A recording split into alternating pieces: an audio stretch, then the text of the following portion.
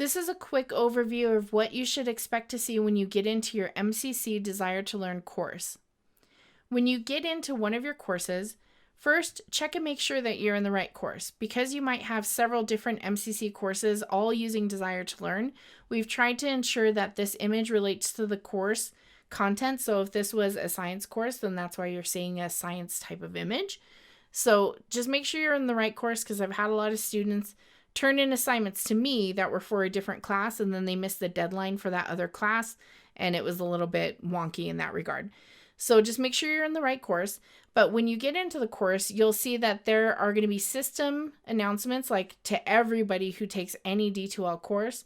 And then there's also different announcements from the college and from your instructor. Pay attention to these, because these might be something about a class cancellation, or there was an error with a quiz and the instructor's trying to let you know about it. So it's really important that every time you log in, you just make sure that you didn't miss anything and that you've read all of these.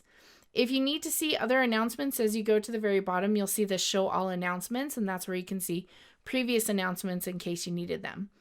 Now, we're trying to have all instructors put all the curriculum, so the assignments, the quizzes, the drop boxes, the instructions, your syllabus, your WebEx link, all in the content area.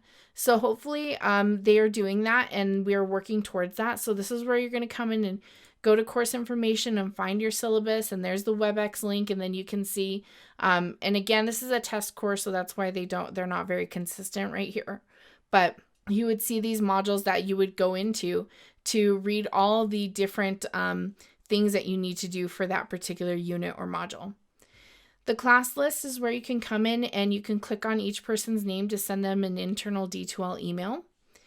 The discussions are where you might be able to talk with some of your classmates and your instructor on a variety of topics. Some classes, because they're meeting in person, don't actually have discussions. But if your course is almost all online, then there's a good chance that you will have a discussion. So when you do that, you need to come in here and click on the discussion you're supposed to be working on and read the text that's in that discussion and respond appropriately. Now, when it's time to turn in assignments, you would go to the assignment section.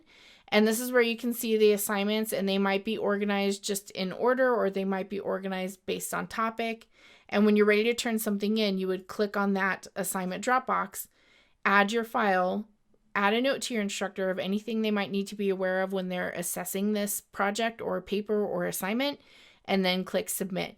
You should get an email after you've submitted in D2L confirming that you submitted it. Keep that email, because if for some reason something goes wrong, that's your proof that you did turn it in. So then you can forward that to your instructor or send a screenshot to your instructor, and hopefully they'll give you some leeway on that. So just a tip. All right, so if you're ever taking quizzes, you can find all of the quizzes here. Again, my hope is that all of the content that you should be doing, all your drop boxes and quizzes and discussions, is actually linked in the content area. But if for some reason it's not, and they say you need to take a quiz, then you would come in here and you would see a bunch of quizzes. Unfortunately, I haven't created quiz in this class yet, so you can't see the list. But look for the tutorial video on quizzes so that you can see how those work.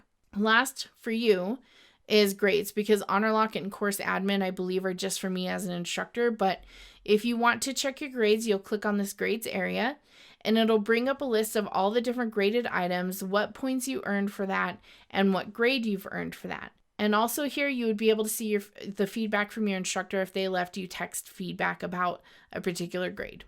So that's the basics of working in D2L. If you have any questions, make sure to contact your instructor or the D2L administrator or anybody in student services to get help.